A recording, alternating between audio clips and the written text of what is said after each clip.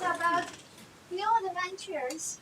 Okay. New kind of mathematics for program obfuscation.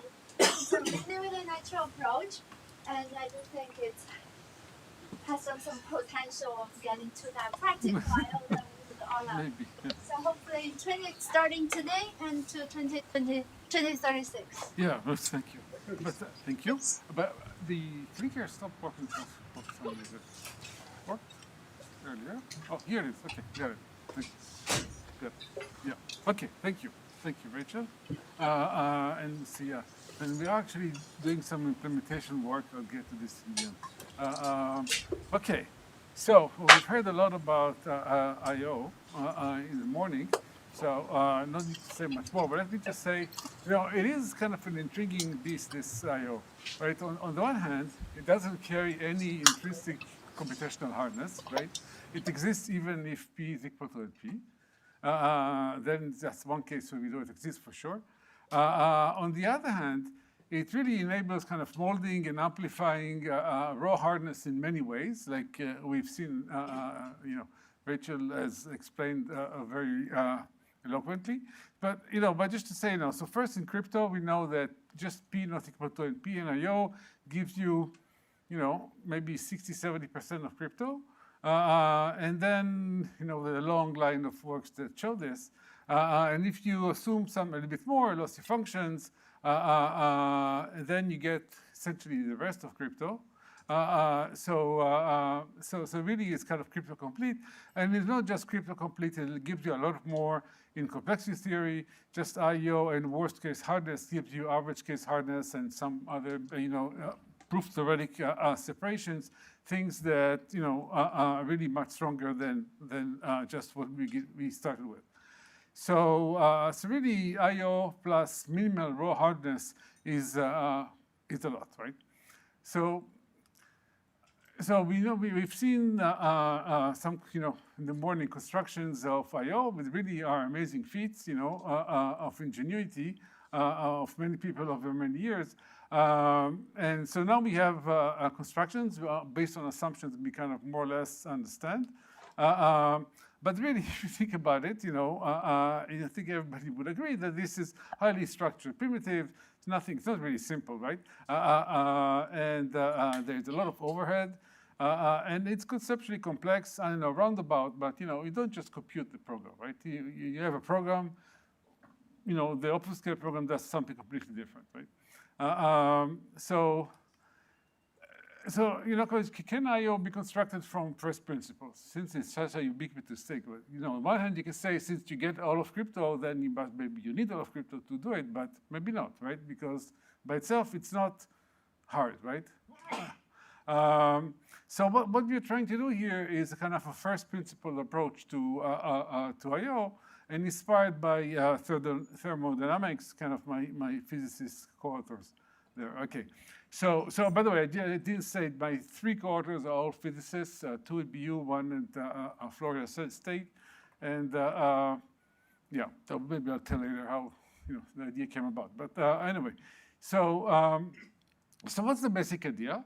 It's the simplest thing that you can think of. I mean, if you were ask a programmer to obfuscate a program, they would start messing it up, right? And this is what we're doing, maybe a slightly more principled way, right? So you have a circuit, programs are circuits. So what are we going to do? We're going to pick at random a sub-circuit, contiguous sequence of gates, and compute the functionality computed by this sub-circuit. And then we'll just choose another random sub-circuit that has the same functionality and replace, right? Put it instead. Okay. Now it was so much fun, so let's do it again. So we have another sub-circuit that we choose at random, write the functionality, replace with another functionally equivalent sub-circuit. Right? These are small. They are going to be constant size, so we could do it in polynomial time, or maybe slightly more. The constant, constant is good enough. So we just repeat. Okay, and you see what's going on. So the sub-circuit starts overlapping, and we hopefully getting some global thing going on here, right? So we're going to continue again and again. So in physics jargon, what we're doing, we're kind of thermalizing the circuit. That's how they call it. Okay, so now we have a thermalized circuit, and then what can we say about it? Okay, so functionality is clearly preserved throughout, so that's not an issue. We built it this way.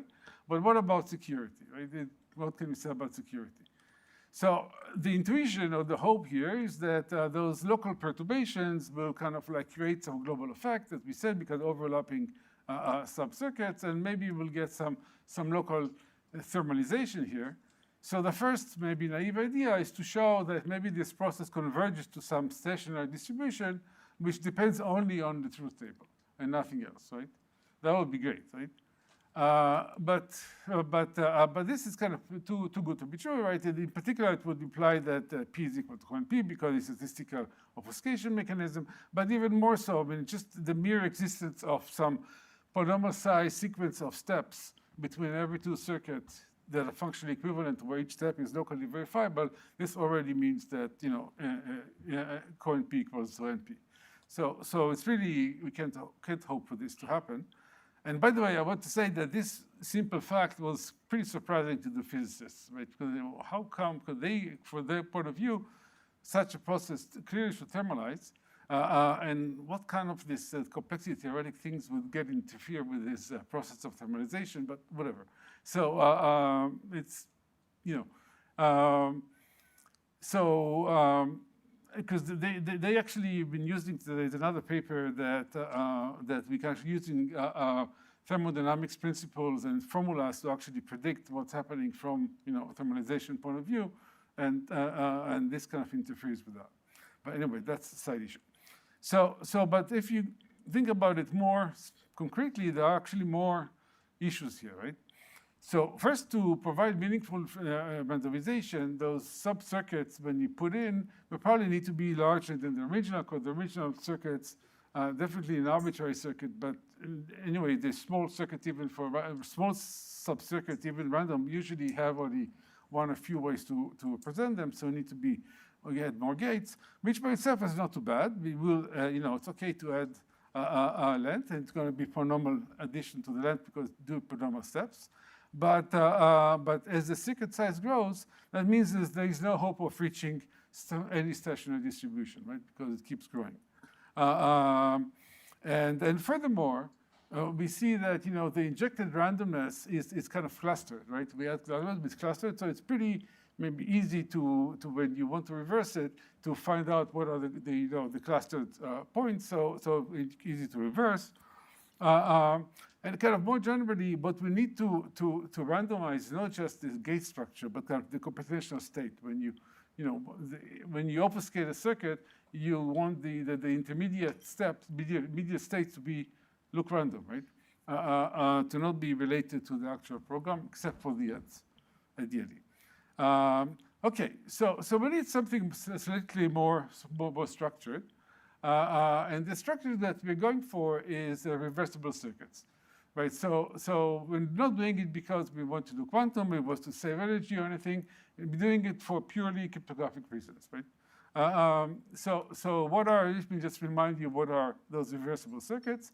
So a reversible circuit has some number of wires, which are the state, and this remains fixed throughout from beginning to end. So here there are n wires. The computation, I think of it, is going from the left to the right, but reversibles can also go from the right to the left. And the circuit is a sequence of gates, where each gate has two control wires here, the x1 and x2, and one active wire, which is x7. And the gate is, the operation is you XOR the active wire with a function, a Boolean function of the two control wires, right? And which Boolean function? You can use all 16 Boolean functions, but it turns out that one function is enough. This not implied, not A and B is complete. If you just use this function, you can implement all of those with some, most I think 10 gates or something, right? Some constant overhead. So this is our circuit. It's just this gates going again, and then we just every time we have a different placements of the wires, and we have m such gates. Okay, so The set of gates is essentially n choose 3, the locations of the wires over 2 maybe. And each gate is just, presented by the 3 wires attached to it, computes a permutation on those, on 2 to the 3, a kind of permutation in S8, which can also be thought of as the permutation in S2 to the n, when n is the number of wires, actually in alt 2 to the n, because it's even permutations. The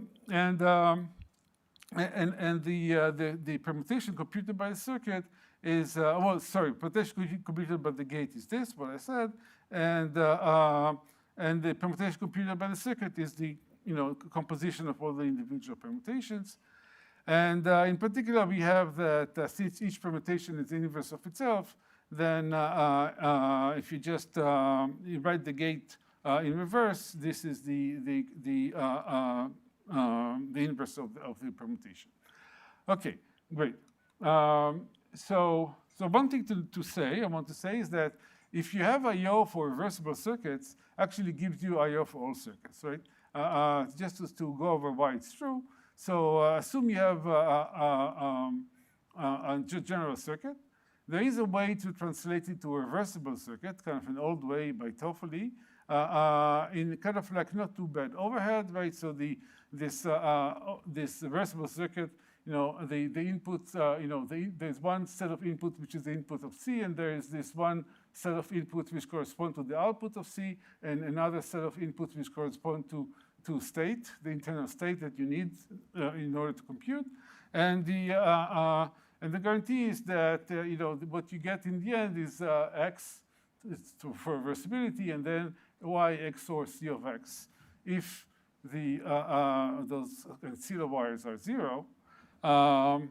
And this is good enough for computing, but for obfuscation, we need actually the additional property that if somehow somebody puts in zero wires which are not 0, it still won't get anything more than just black box access to the circuit.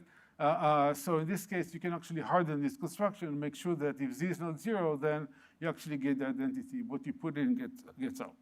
So with this additional thing, we know that oracle access to C is equivalent to oracle access to C prime. And therefore, if we have I/O for reversible circuits, we have I/O for all circuits. That's good to know. But still, why? Gaining nothing from illegal inputs. Exactly. No more than oracle access to the circuit, right? Yeah, exactly.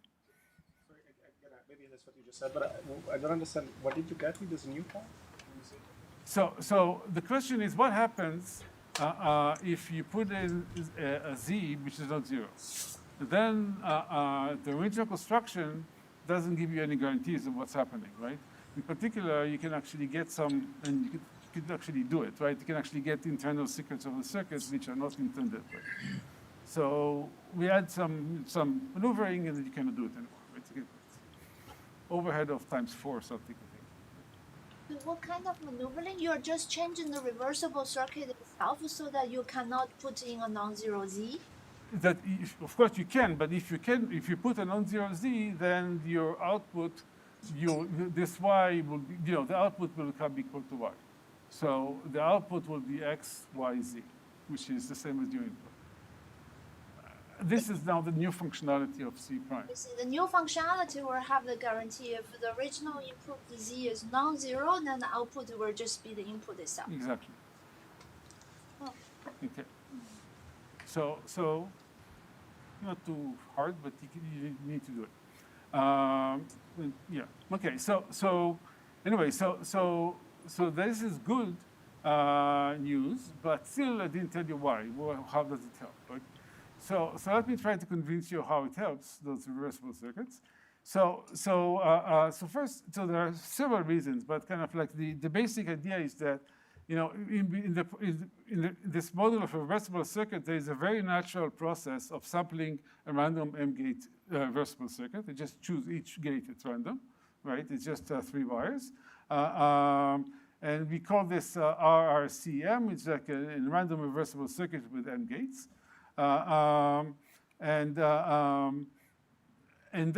such circuits actually appear to have some nice properties, right? So first thing, and we'll discuss it in a minute. Those circuits seem to be potentially amenable to this thermalization process in a nice way, maybe.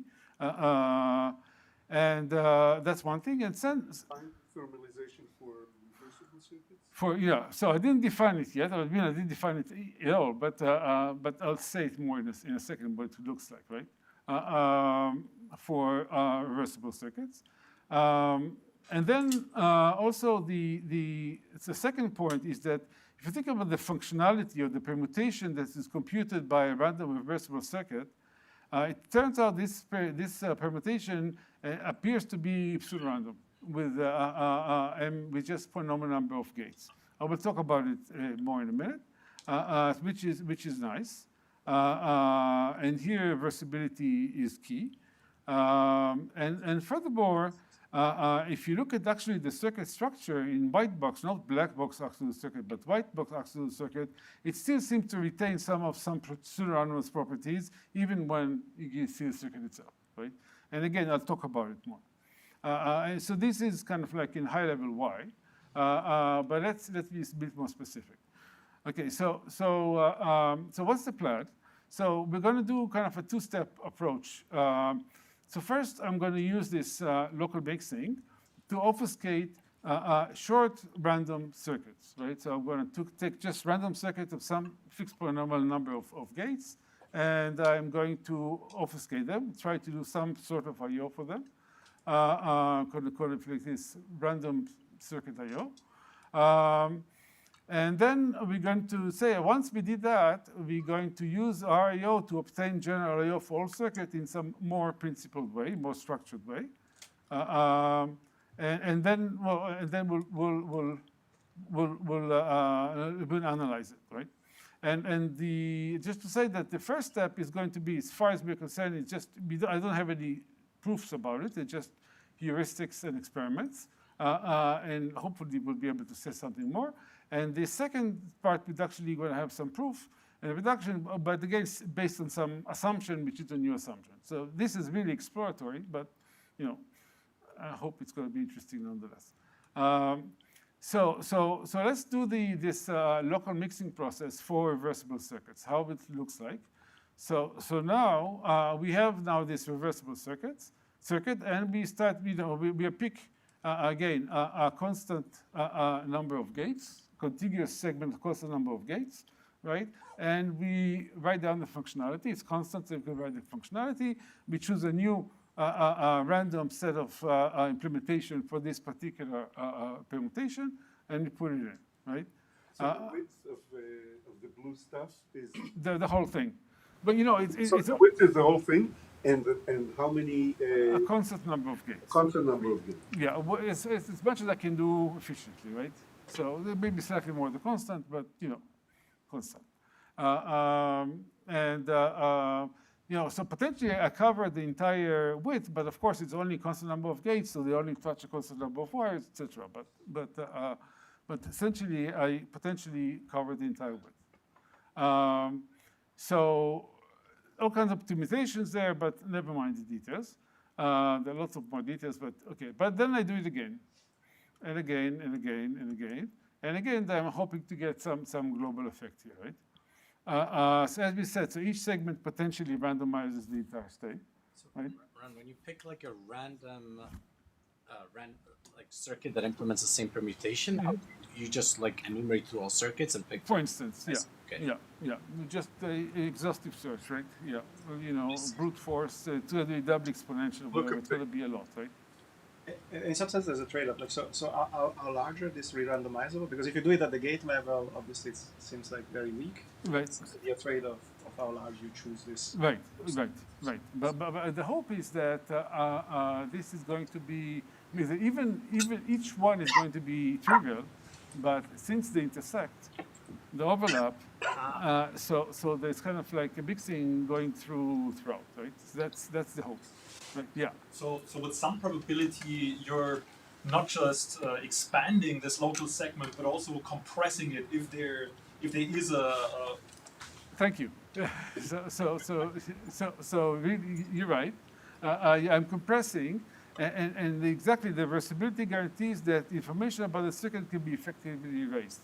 Exactly, because I can sometimes I compress, so actually erase information about the circuit, right? Not about the computation, of course, about the functionality, but about the circuit, the implementation, which is good news, right? Exactly. And in fact, you know, this idea of compressing and expanding, compressing, expanding can be done iteratively, right? Okay, so Sorry, I didn't know. Why are you compressing? I didn't understand. sometimes your functionality, in fact, you hope it to be that eventually, you know, your circuit can be has a functional equivalent circuit which is shorter. I see. Right, so that will be essentially. I don't know if this is what you meant, Nico, but that essentially erase information about the circuit. For instance, if there are 3 gates that whatever can be replaced by 2 gates or something, 2 gates which are the same can be removed altogether. But if you're with this like 5 gates, you're going to find a random circuit of some size bigger than 5 gates. That in general, sometimes in general, smaller than right, 5%. right. On average, it's going to be larger. Like you're mostly sure. expanding. For sure. Okay. It's well okay. So this is the beginning, right? And then okay. So let's talk about it. Okay. So I'll get back to this point in a minute. But in general, what you get here, this kind of algebraic structure here. So this obfuscation process or mixing process, essentially it's a random walk on some Cayley graph where the points are the circuits, and there is an edge between circuits if there is some small movement between them. And then the question is what's happening to this walk, right? So another thing that's going to happen, hopefully, is that after some initial growth, initially you grow, but then at some point you kind of have a lot of fat in your circuit, a lot of extra gates. The functionality of the whole circuit's compute remains the same, but now you have many more gates. So in general, you're in a space of much more circuits to compute the same functionality. And just like and now, at least in theory, you could have the situation where when you actually pick a random circuit, small circuit, maybe this small circuit actually also computes something which is bigger, is smaller than what that is size, right? So now they will have more implementation for the same circuits. So now you would not need to expand in order to find a random alternative, right? Is that a theorem? No, it's not a theorem. It's a conjecture, and experimentally it works. But this is one thing. But yeah. Are you considering also changing the size of the window? By window, I mean kind of like just the. Thank you. So this is here's a candidate obfuscator, right? So I don't know if this is what you meant, but I'm changing the side of the window, right? A bit. So what I'm doing, so here's a candidate. So they're going to do 2 steps, right? So first I'm going to do this inflationary stage, kind of inject fat into the circuit. You can think of it as padding, but kind of a more structured, slow padding, right? You just inject it as you go, right? So you repeat some polynomial number of times, where you choose a random L0 gate slice, and you replace it by a random L functional equivalent L1 gate slice. That's it. You make it bigger until you decide it's enough. And then you go to call it a kneading stage, where you don't increase the size, you just keep the size fixed. And now you take this L2, which is even bigger than L1, and now you keep it the same size, right? So at least initially, you're guaranteed to have, because L2 is bigger than L1, you're not guaranteed, but with high probability, your chunk will contain smaller chunks from before, so it will actually have smaller representation. And then you're going to mix it. Keep on mixing it. Yeah. First of all, it's really great names. Inject fat. Thank you. I was wondering that it seems to be really randomizing if L0 and L1 is very large. Say it. L0 or L1, if the L's are very large, it makes sense. If L is very small, say L is 3 or 4 or 5, a 3 or 4, 5 slice is likely gonna have gates that are touching completely different Right. wires. Right. Replacing it with another 3 gate slice, I don't know how many such slices in the equivalent class. Right, you're right. You're right. So if you're very right. If you just do it naively, then you'll get kind of trivial circuits, right? But first, one thing you can do is actually, and what's the thing that we're actually trying to do, and is to be a bit more sophisticated, not just pick those gates contiguously, because as you say, they're going to be spread all over. You can actually write down the dependency graph of the gate. Each gate, which gates it kind of collides with, does not commute with going forward and backwards, and you get kind of a graph which we call the skeleton graph of the circuit. And then you pick those 5 gates or whatever it is on this graph, so you make sure that those gates actually collide. So you have something meaningful there. So that's one thing that we're doing. But also just to say that even if you start with those 5 gates, which are disjoint wires, after you add gates, they may no longer be disjoint, right? The added implementation, you have more gates now. L2 is bigger than 1. Now you took gates which were, independent from each other, and you kind of entangle them in some sense. You fix them because you added some. If you don't know that you can undo it, they kind of fix, right? And if later the next thing, cut in the middle of what you did and combine with something else, that's exactly how this dependencies will grow. Yeah. Following up on a question, in a sense, is just, why don't you think of sort of just trying to do it over branching programs, for instance? Because then her problem goes away, that a gate only touches kind of like just these 3 wires. A branching program, you sort of just, think of a really big branching program, think of a big window, and try to say, okay, the view with permutation, let's just say, let's work with permutation branching programs. So in that case, let's change the permutations between kind of like, say, 10 consecutive sequences, and say, okay, I'll replace it with kind of like. Right. So the question is actually maybe, but I'm not sure how to make it functionally equivalent. The inputs are getting in all the time, right? The branching program, the inputs are getting in every step, right? So you don't really have a state that kind of continues for itself, right? Set of, let's just say the length of a window is 20. There are 20 bits, different bits potentially that you read in that time. So you'll say, okay, out of those 20 bits, there are, say, 40 different permutation functions. Right. Yeah. So basically permute all those 20 bits in a sense, random permutation. Once you pick that, then after that, you basically sort of just try to search for a function out of that 2 to the 20 that fits these things. I am assuming that can be done. Could be. I mean, yeah. I mean, why not? But I don't know. That's not what we did, but maybe. Yeah, that's a good point. Good idea. Yeah.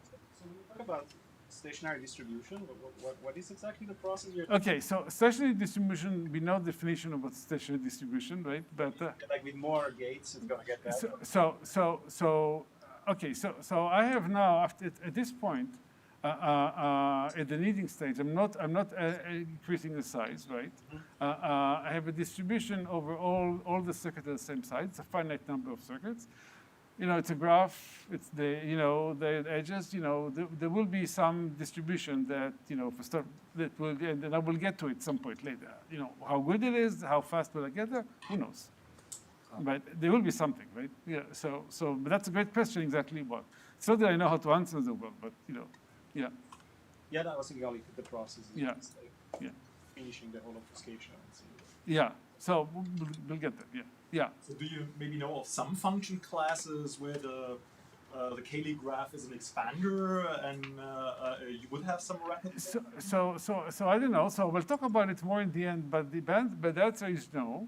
And in fact, we'll say it in the end. So there is kind of like reason to believe that maybe if you could do it for the identity permutation, you could do it for all permutation because of whatever structure, presentation theory. There's a group structure there, right? So even like a simplest permutation is kind of like as hard or as easy as the entire problem, right? And how this graph looks like is a good question. We'll get there in the end. But this is there where we are. So the question is, so first, is this stationary distribution the same for all circuits? We know that no. Is it the same for most circuits? I don't know. For all we know that, circuit satisfiability is going to be hard even on average. So even the average case, so it's hard. So if I just take a random circuits, probably I won't be able to do it. But these are not random circuits because they are random inflated circuits, right? So it's kind of very thin slice of all circuits. So maybe there's something to say there about most circuits of this form. I don't know. It's a great question. And then first, is there a stationary distribution that is the same for most circuits? And then, in fact, how much fat do you need to add for this to happen? Because if you add enough fat, it probably is going to happen, exponentially many. And then how fast this process will reach this stationary or locally stationary distribution. Yeah. So, but you're avoiding this like NP cos co-NP barrier, because how are you avoiding it? So I don't know that I'm avoiding it, but I'm saying that the NP versus co-NP is true for the worst case. I think from recent results, we already know. I think Alex, I don't know if Alex is here, but Alex and Rahul, that actually it's actually also hard for average case. But these are not average case. This is not uniform distribution. So maybe because this is non-uniform distribution of circuits, with the circuits that have a lot of fat, maybe there is hope, right? And in fact, if you have enough fat, so the circuit is as large as truth table, then it's probably true, right? Even then it's not clear. But anyway, so there are some interesting questions there, and I know how to answer essentially zero, even though I've been looking at this for a while. But I think there are interesting questions there. Anyway, so this is. I have to say more in the end, but as far as I'm going to say right now about how to get I/O or for random short circuits. But now, assume that we have that, and how do we go on from there? So what I'm going to do is going to first give some intuition and formulate some hardness assumptions to allow me to do it, and then I'm going to define exactly what I want to, what the property that I need from this short circuit obfuscation, and then I want to show the construction of all circuit obfuscation from short circuit, random circuit obfuscation. So let's go back to these properties that I said earlier about random reversible circuits. So one thing that we know is, this is actually something that we know for a fact, that random reversible circuits are actually almost k-quasi independent. That's something that Gowers showed a while ago. So if you take C and M as the set of all n wire m gate circuits, then the family C and M is going to be almost k-quasi independent family of permutations, right? Right. So it's actually the essentially, if you want to get k-quasi independence, and you have on 0, 1 to the n, and you actually want to get epsilon close to that, then you need an m number of gates, which is polynomial. According to Gowers, is nk log 1 over epsilon. And actually, the recent sequence of results, this polynomial was brought down to O tilde, so which is almost tight, right? The number of gates that you need in order to get this close to k-quasi independence, which is a very nice set of results. Basically, they're doing random walks over the Kelly graph or reduced version of the Kelly graph, because when you think of k-tuples, it's very nice. And in fact, there is a conjecture underlying this that actually Gowers kind of said implicitly, said it later. So Gowers proved this thing in '96. We didn't really explain why he was interested in it, but kind of later on, you see from log posts that he was actually maybe trying to show some randomness. And actually, I think in Boz's survey from 2018, he actually writes it explicitly, is that there exists some polynomial mu such that if you have mu gates, then you get a strong permutation, pseudo permutation family, right? So actually, the assumption is that it's pseudo-random. And in fact, if you think about it for a second, this is really kind of the quintessential block cipher, right? So what is a block cipher? Is trying to do some yeah. Also, there was some old conjecture of Rakov, which was even a linear version. Yeah. Do you remember what it was, I think. So that he Specific. So it says that once you achieve 4 wise independence in this construction, you already have. right. He said that as soon as you have 4 by It's more independence, you general already to stood apply around to them. this Yeah. construction. You just prove 4 wise independence. So maybe I was referring to different conjecture of Rakov, which is a specific two permutations on 0, 1 to the end, that if you pick one of basically there is just minimizing the set of possible, like two specific permutations, like add 1 modulo 2 to the n and So XOR. but that's another conjecture. But I think that there's another conjecture. He said that as soon as you get to forward independence, you're pseudorandom. I see.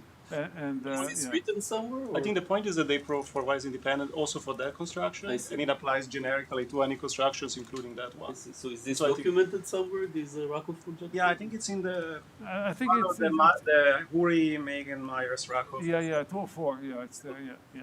And people have been trying to disprove it for a while. I don't know what's status on this, but yeah, it's okay. Anyway. But 4 or 5, whatever, eventually the hope is that it's going to work. And again, if you think about the block cipher, AES, essentially it tries to do some randomization, and you think of what is going on there. It's trying to essentially to mimic a random circuit, and the only reason maybe it's not random, you want to save on the key sides instead of being the whole thing. You just want to have a short key, so maybe it's a knockoff of this, but I don't know. So, anyway. So this is pseudorandomness. But let's move on. Let's talk about, I promised another property. We're going to assume another property, which we're going to call this white box pseudorandomness. So what this property says? Essentially, I want to say that if you look at the circuit, which is, it's a random circuit, or it's kind of like, it's a random circuit with a certain functionality, you learn nothing about what's going on except for the functionality itself.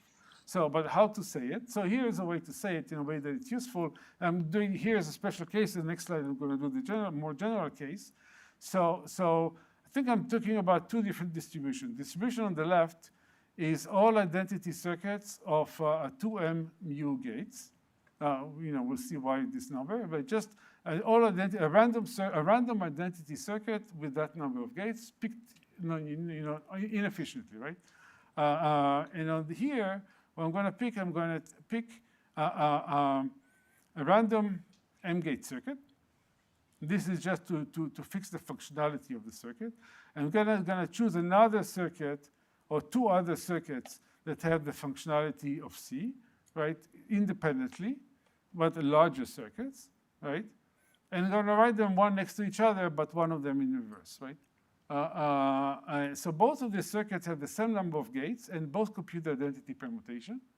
And they're different, statistically different distributions, but I'm going to assume that it's indistinguishable, right? There are 2 different ways to choose identity circuits, and which are statistically distinct. I mean, it takes a while to see why they're distinct, but but they're distinct. And I want to assume they're indistinguishable. And there's nothing that would contradict that.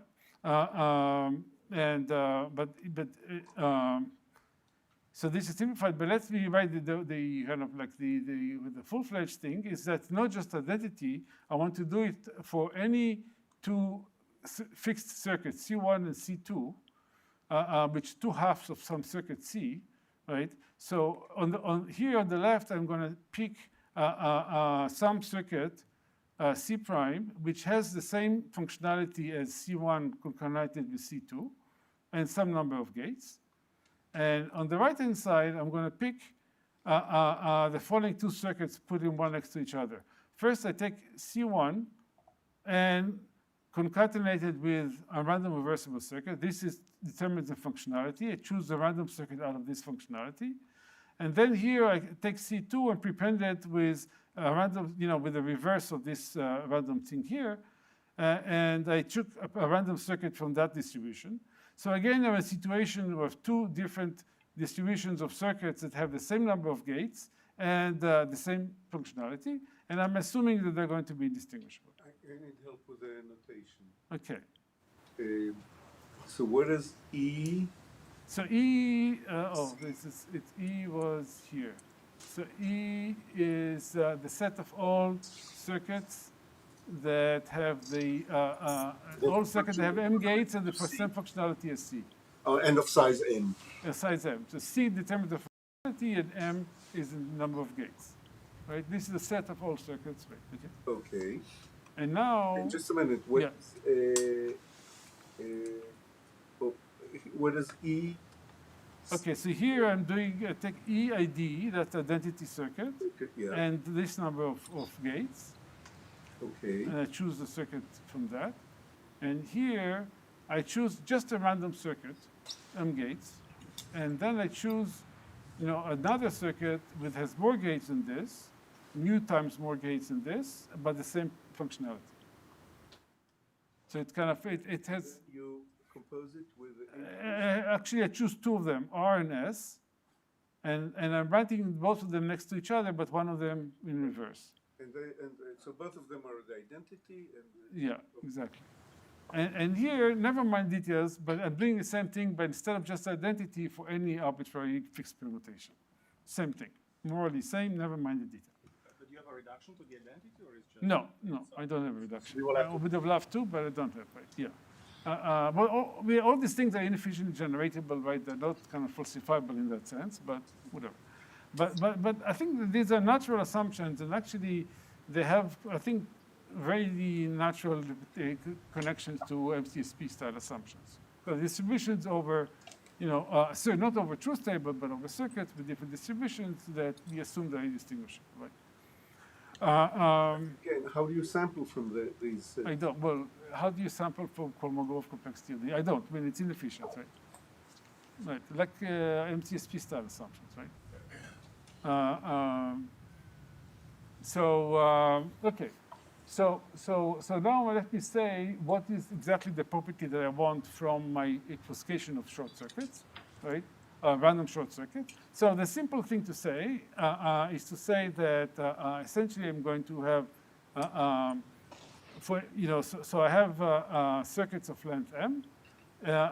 Say that first it preserves functionality for any circuit, and then the hiding would be that I choose a circuit at random from all M-gate circuits, and then give the adversary the circuit and an obfuscation of the circuit. And this is on the right-hand side. On the left-hand side, I choose the circuit at random, but then I choose another circuit with the same functionality, and I give the adversary the circuit and obfuscation of another circuit with the same functionality, right? Just I/O, but for random circuits, right? Now I take two random circuits with the same functionality, and I give the adversary one of them, and then the obfuscation either of the same one or the other one. Okay? This is just a natural relaxation of I/O. So actually a definition is slightly weaker than that. We're trying to make a definition which is weaker than that. I'm not going to go to looking at the time, but maybe a minute of time. A definition, what we say is we have two properties that we want. Instead of giving the adversary the original circuit in the obfuscation, we give him first two different obfuscations of the same circuit. That's on one case. And on the other case, I'm giving him two obfuscations of two functionally equivalent random circuits, right? So either you get two obfuscations of the same circuit or two obfuscations of different circuits with the same functionality. And it cannot tell the difference. That's one property that I need. And then the other property that I need is that you cannot tell the difference between the case where you get obfuscation of a circuit. Here, C1, C2 are two halves of the random circuit, right? So two random circuits concatenated, so it's a bigger random circuit. So I'm giving you an obfuscation of a random circuit and some auxiliary information of your choosing, polynomial size, of course, could be polynomial, on the permutation of the halfway permutation, the function that's in the middle, right? So you choose which auxiliary information you want to get on the halfway permutation and giving it to you.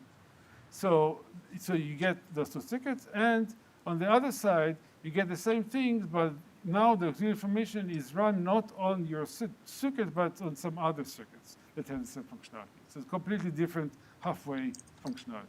And you cannot tell the difference. And the point is that in this definition, nowhere does the adversary see the circuit and its obfuscation. Only sees obfuscations and some auxiliary information. So this is a weaker notion than just I/O. But this is just to say that we can get away with slightly less than I/O for a random short circuit. Okay, but forget that. I have obfuscation for random short circuits. How do I do obfuscation for all circuits? Well, I go to XIO, and then, no, I don't go to XIO. I actually do something much more straightforward. So I'm going to do it in 3 steps, right? So the first step is the following. So first, I'm going to build kind of a random identity circuit generator. What does it mean? I'm going to build a random circuit or pseudo-random circuit that computes the identity, right? How do I do that? Well, essentially, we've seen it before. I actually choose a random circuit. It's not M, sorry, it's M, C and M, right? I choose a random M-gate circuit, right? And I obfuscate it twice, right? So I have 2 obfuscated circuits with the same functionality, and I write both of them, one next to each other, one in reverse, right? So the it's a circuit. It has some number of gates. It computes identity, and as far as I can tell, this is a random identity circuit, right? It's a pseudo-random identity circuit. Okay, so I can do random identity generator. Great. So how do I continue from there? So the next step, I'm going to generate random M-gate circuits that have a functionality of a gate, right? So I pick a gate, right? So remember 3 wires. And I want to get a random block of M gates that with the only condition that the overall functionality of this block is that particular gate that I chose, right? So how do I do that? Well, there are several ways, but one simple way to do it is reject sampling, right? I generate random identity circuits until the first gate is the gate that I want, and then I just throw it away, and the rest has the same functionality, right? So now I can generate random blocks, M-gate blocks, with specific gates functionality, right?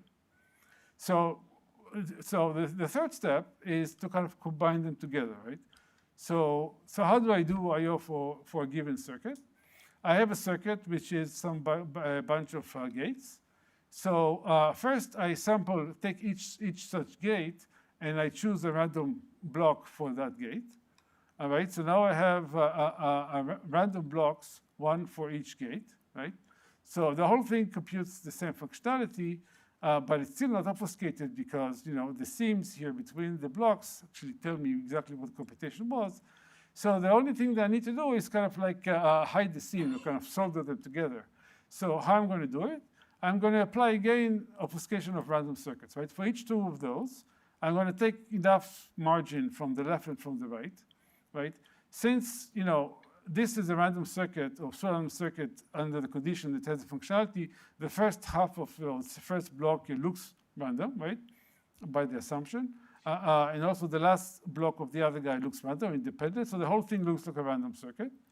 I obfuscate that, and it's I/O, sorry, and I just put it instead, right?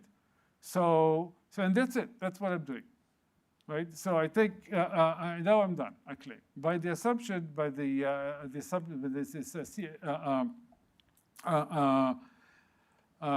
whatever this white box circuit assumption, I'm done, and this is something that actually I can prove. That's it. So this is pretty efficient. The overhead is not too big. It just depends on how much you blow up when you do the obfuscation and how much you need in order to get pseudo-randomness, and that's it. So, okay, so essentially that's it. But of course, this is just the beginning. So I still have 5 minutes. So I'll talk maybe a little bit about future direction, open questions, where we are. So first question is how to analyze this local mixing, right? This is kind of like the core of the whole thing. So if you consider this graph that I also mentioned before, this Canetti graph, whatever, that each node is a circuit, and there's an edge between 2 circuits that are that have a local, you can move from one to the other with just local perturbation. So even think about it, I'm running it here. I don't limit the size. All circuits of all sizes that have this property. So one question is this graph connected? It's an infinite graph, the way I described it, because you can go as long as you want. But is it finally connected? Is there a finite path between every two nodes? I don't know. And we're trying to look for literature, and I don't see anything. And all kinds of different people, different presentation theory, category theory, whatever, representation theory. So I don't think anybody knows. I mean, forget even the length of the path. But is there a finite path?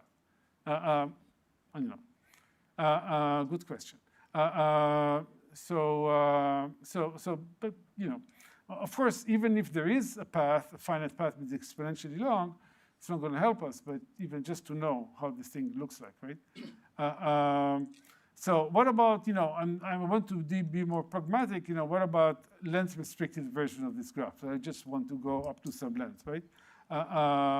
So I only want to consider circuits of some at most number of gates. How do things look like there, right? Maybe it's connected, maybe it's not connected, but I'm going to do some random walk in my connected component. I'm going to reach the distribution, and then what's going to take for the distribution to reach pseudo-stationarity, right? Pseudo-stationarity in the sense that it looks pseudo-random. They are indistinguishable from each other, right?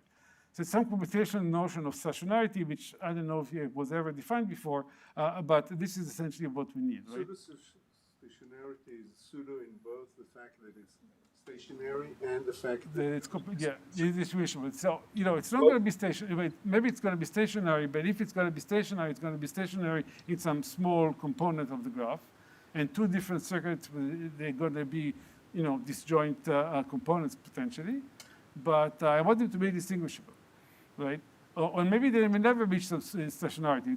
There's this notion of locally stationary distributions, distribution that don't reach stationary, but they kind of move slowly. So in any point, they only change a little bit, right?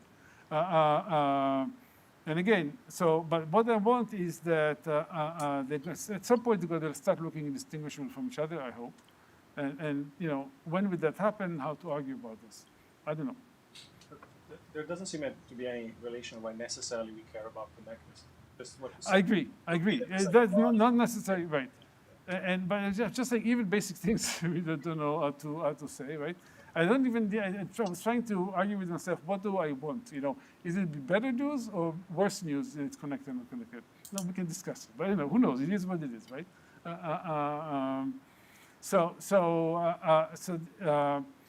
So just to say that this process is actually a genesis of this global dynamics that we know from physics. So in this case that there is some strong local expansion, right? Every circuit is like strongly connected to its neighbors, right? Because those local mixing are local, as in global dynamics. You do a change here, do a change here, they're independent. So if two things are connected, they're connected in many ways. But then overall, the spore mixing, right? And there are tools for dealing with those things in global dynamics. So maybe this can be useful. I don't know. So anyway, so another question is what I said earlier. Is it enough to consider the case of the permutation be the identity, which kind of simplifies things a lot? And it seems like the relation, again, nothing I can prove, but there is potential different ways in which one can potentially show that if you can do it in identity, you can do it everywhere else, right? So these are questions, right? So a couple more things. So another thing is to, of course, to better understand this, both black box and pseudo-randomness of random reversible circuits, right? So for instance, one question which I think it should be within reach, but I have no idea how to do it, is can we show that random reversible circuits kind of universal PRPs in the sense that if there is any PRP, then random reversible circuit of some length is going to be also a PRP, right? So maybe we can show that. I don't know. Universal, you're saying if there exist PRPs, no matter what, then there is one that looks like random, right? If you think about it, you have a PRP, which is some subset of the permutations of some length, which is pseudo-random. All I'm doing is just diffusing it a bit, right? Making it random over the whole set of permutations of that length, or maybe bigger length. again, by this idea that that AES is a knockoff of random reversible circuit, that should work, right? Of course, to prove it is a different thing, but there is some strong intuition that why not, right? So I don't know. It's a good question. Maybe if you have strong RCs that are, so can we show, for instance, that what would it take to show that random reversible circuits are kind of meta PRPs in the sense that they are PRPs even for an adversary that sees the entire truth table, right? Like meta PRFs, right? You can think of PRFs that are secure even against adversaries that see the entire truth table. Sub-exponentially secure PRFs would be like that. Can we do it for PRPs, and can we in RRCs, something like that? And if they are like that, then maybe it's actually more reasonable to assume what we assumed earlier, that this SCP assumption, then it actually makes it look even more like related between MCSP and Kolmogorov complexity. So that's another set of questions, which I think are really interesting. Another set of questions, which I already asked before, I think, Nikon, in a different context. So what about other animals in the crypto zoo, right? So we went for obfuscation, but maybe the same set of tools can be used to do other things simply. In fact, we have some initial results here with Jill Wall and Yiding Zhang, is that first we know that under SCP, this IO of RCM is actually a Troudel permutation. With any constant fraction of the input bits being simultaneously hardcore, right? So actually we have Troudel permutations, right? And this is all you need is polynomial assumptions. You don't need sub-exponential assumptions even. Another thing that we know, writing it up, is other some generalization of SCP, this natural idea that Rachel was talking about earlier, just the ideal FHE based on IO, you just decrypt, evaluate, you randomize the randomness, and encrypt back with the same key, no need in bootstrapping, is actually a secure FHE, right?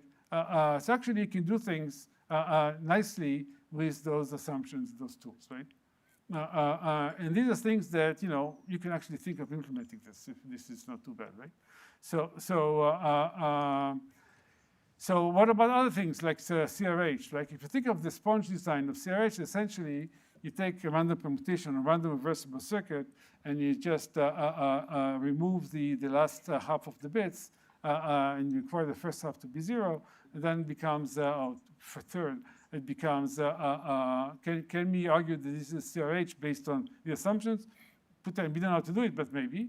Or other primitives. So this is maybe it's a venue for more simple constructions. So of course we can think about quantum mixing of classical circuits. This whole thing is post-quantum potentially, so maybe, or about even mixing of quantum circuits. I don't know too much to say about it, but it's a question. And another question is really this. It calls for implementation, right? It's so simple, natural, so they you should try to implement it. In fact, people have been trying to implement it. Having contacted us, people heard about this and tried to implement it. And now we are working with them, and we are kind of like there's some implementation on the way. It's actually pretty interesting back and forth to see how this actually works or doesn't work. It's actually fun. So they have some money from the Ethereum Foundation. And in fact, the first time before they contacted us, they just implemented from the paper, but they didn't implement it right. And they put a bounty which was broken, $10,000. We were not fast enough, but somebody broke it. But actually, now they work with the person who actually broke it, and they do it together. And we interact with them. It's actually interesting stuff. So you might see some challenge and some bounties coming up soon. Some point, if we get the act together. So I don't know. We'll see. That's it.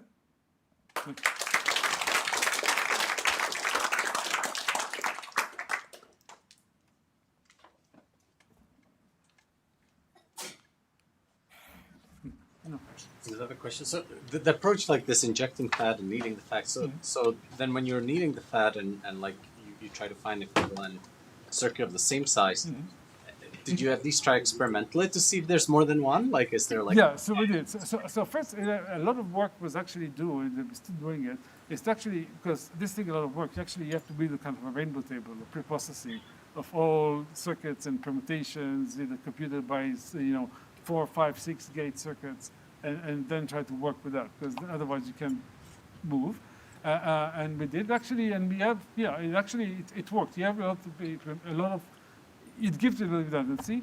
The thing is that, when you look at actually the circuits that you get, a lot of them are junk, right?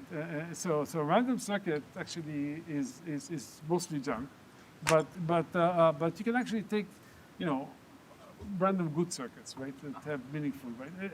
Yeah, but so we're playing with it, but we'll see where it goes, right? There are also other ways to randomize these things other than just local mixing. Those physicists have other ways of kind of like shooting circuits from both sides at each other. So actually, another way to do it that those physicists are doing, saying experiment, take your circuit, and then between every two gates, take a random circuit and a random circuit written in reverse, so it's the identity, a same circuit written in reverse, so the identity, the trivial identity. But now take each block around the gate and mix it, against each other, right? And it has some nice results too. So we'll see where it goes, right? Yeah. What you said about a random and random inverse, that felt a lot like Killian, injecting R and R inverse. It felt like this is Killian, right? Yeah, this is exactly, yeah, you're right. But then Killian has the advantage of saying, okay, you take each R minus 1 with Ri plus 1 and you put it together, it becomes random. But it was black box. We actually had to give it to the adversary, right? But yeah. You think about doing it for programs, like not just circuits, where like compilers are in some sense programs which are functionally equivalent. Right. And they're doing the same thing, but they're just representing in a simpler language, right? So Right. So I don't know. So first, I think there are kind of obfuscators you can buy on the net, right, for $30 boxes to do those things, right? I know what to do, but I mean, those things, they have notoriously breakable, right? But I think the one thing that we have here is this enough algebraic structure, maybe, that allows us to say something, right? That in fact, not just circuit, reversible circuit, in this specific bounded width stuff that maybe we can actually thermalize to get something meaningful there, right? Yeah, but I don't know. Does it make sense to make it even more algebraic? Like instead of looking at Boolean circuit, like look at some restricted class that has some Right. functioning. Actually, yes, right. So, So, for instance, I know about algebraic. So one question was, in fact, the different So I was actually trying to make those gates as simple as possible, right? To say just a single gate, right? Single control, right? And just 3 wires. You can actually go the other way and think of the gates being all permutations on 3 wires, right? Which is like what Gauss did originally, right? It's not exactly algebraic, but it's actually thinking about blocks of things, right? And potentially it's a different structure, different properties, and maybe you think it even maybe it mixes faster. I don't know. And maybe yes, right? Information theoretically, you need a lot of steps, but you can only get k-base independence by doing like Right. Yeah. Information theoretically, and it's optimal, right? Yeah. So does Gauss, sorry, I missed, for this 3 wires thing, does Gauss know when we get k-base independence as the results? Yeah. So he has a bound, and I think the best bounds are from last year's work.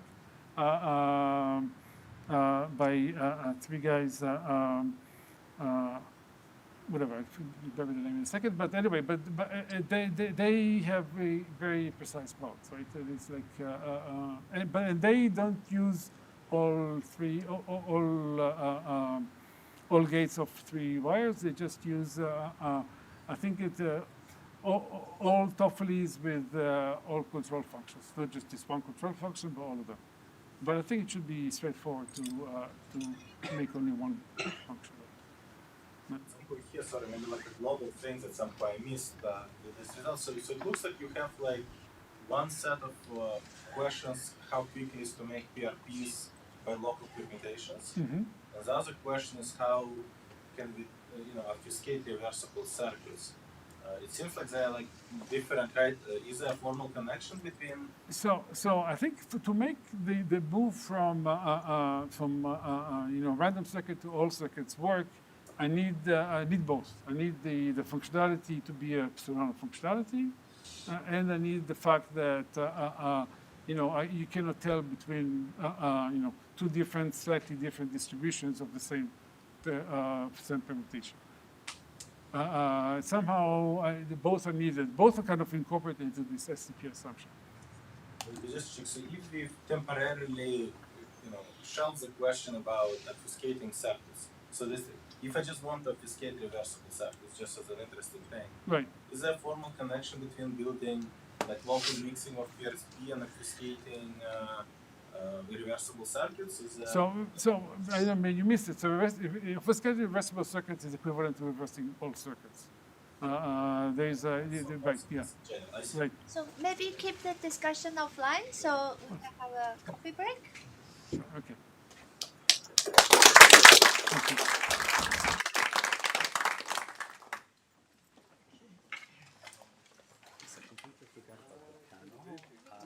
We'll come back at 3. I think what happened was